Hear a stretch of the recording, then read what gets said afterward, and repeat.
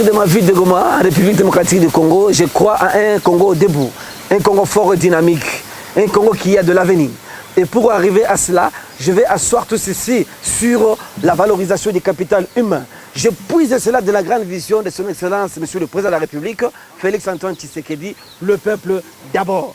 Et quand nous disons le peuple d'abord et valoriser ce capital, c'est de croire à 4 couches de la population. 1. Les orphelins. Nous en avons beaucoup dans la ville parce que nous avons traversé beaucoup de moments de guerre, cette guerre qui ne finit jamais, mais désormais qui va finir parce que le chef de l'État est déterminé à y mettre fin.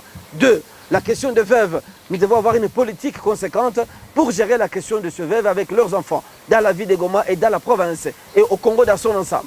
3. Les personnes de 3e âge, ces personnes qui sont nos parents, ceux-là qui ont beaucoup travaillé pour la nation, ils doivent être abandonnés dans la rue. Nous devons leur donner tout ce qui est nécessaire. Et c'est là que nous aurons des bénédictions et le Congo aura toutes ses valeurs.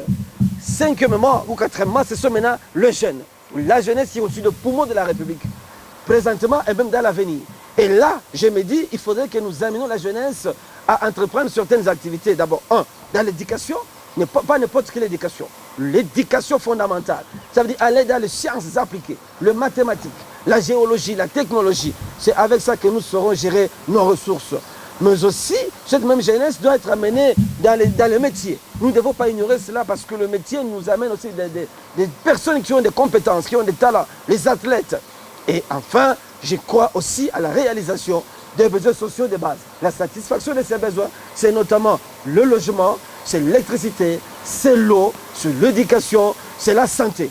Et vous savez, le chef de l'État a déjà lancé une bonne politique en matière d'éducation, comme il a dit ici à Goma, lors de son passage, nous l'avons reçu. Et là, il a annoncé encore la question de l'éducation, il a annoncé la question de la santé universelle.